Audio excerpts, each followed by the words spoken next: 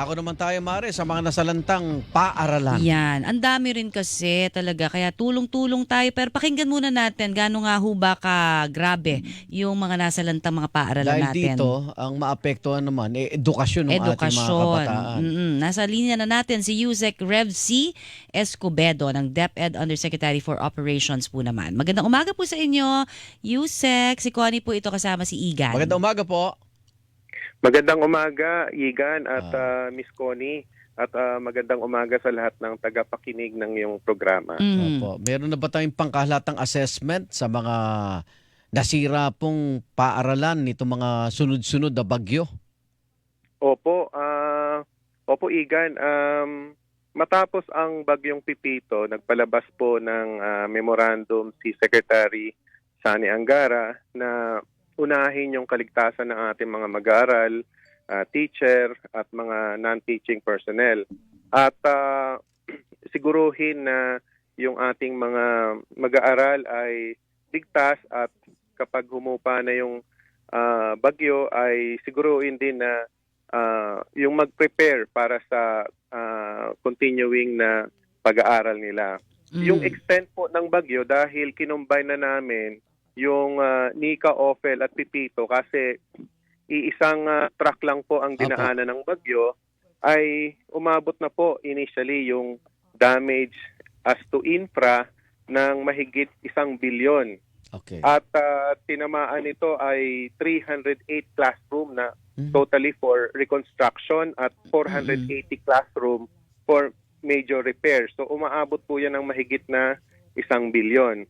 At sa ngayon, dahil nga malaki ang pinsala nitong bagyong Pipito, may mga eskwelahan tayong ginamit na evacuation centers. Okay. Karamihan dito ay nasa Catanduanes at Aurora at sa ibang kalapit na probinsya. 1,177 schools po ang mga eskwelahan na ginamit ngayon na evacuation centers. At bukod pa dyan, syempre, yung ating mga eskwelahan, merong mga furnitures, merong mga libro, merong mga computer sa loob.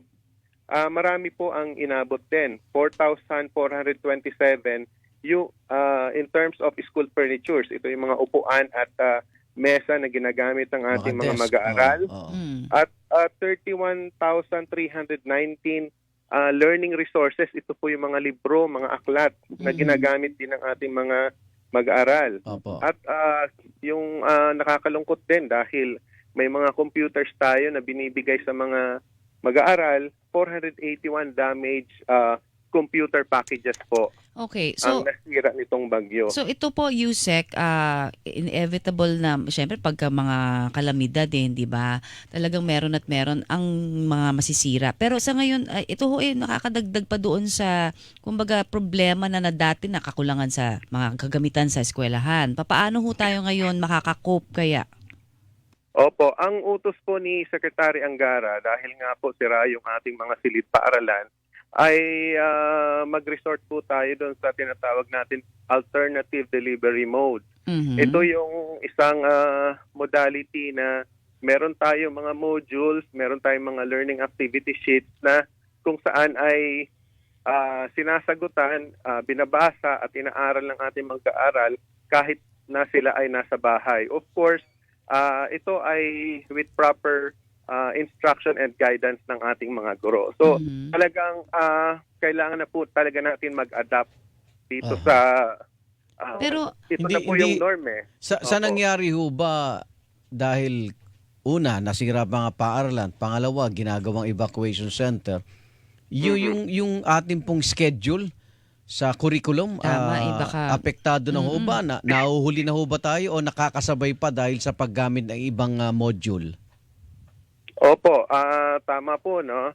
Dahil nga po ay ito ay class disruption dahil sira yung mga ating paaralan at yung mga eskwelahan natin ay ginagamit na evacuation center.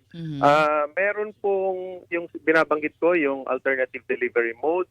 At pangalawa, kapag medyo okay ang sitwasyon, halimbawa wala na pong decamp na po yung mga schools natin na ginawang evacuation centers, magkakaroon pa tayo ng mga make-up classes.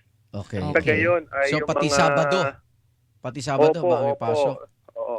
Sabado o kaya sa araw na halimbawa 6 na oras sila sa eskwelahan, Oo. dinadagdagan po natin ng mga 2 oras. Okay. Alam nyo, Yusek, nawala na yung debate kung kailan dapat buksan ng school. Yan na Ano? nga, oo. Dahil nga sa Kapag wala. sobrang init, nilipat na problema. uli natin sa dati, pero tignan mo na naman, ayan na naman na naapektan uli yung pag-aaral ng ating mga kabataan. Sa inyo pong opinion, saan ba Yusek mas kasi parang parang Wala eh. parehong mahirap no? sobrang Parehong mainit. challenging. Sobrang mainit. Ano naman? Pero pagkabagyo naman, ito naman ang ating mga kinakaharap na problema, mas matindi pa. Actually, Mare, mas doble ngayon kasi Yes. tama si Yusek eh.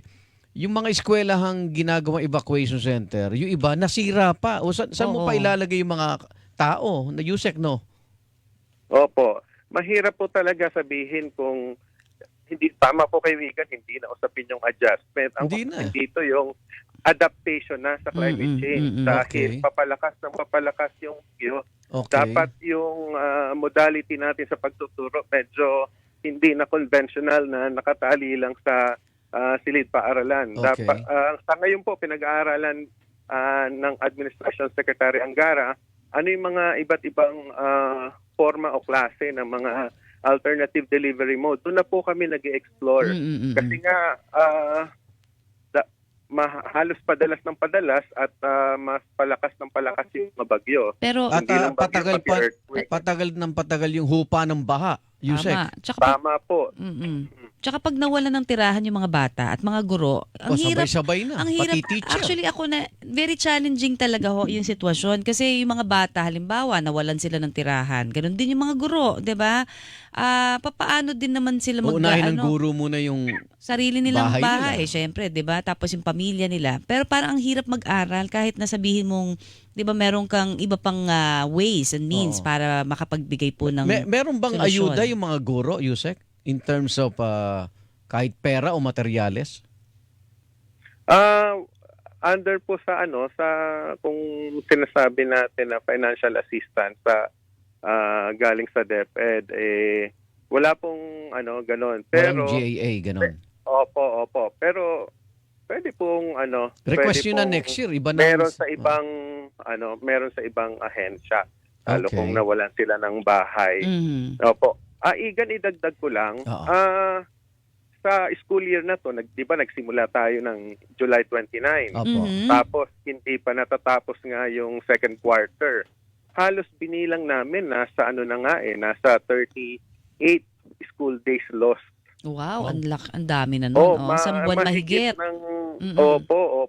So, yan yung aming make up class. Aha.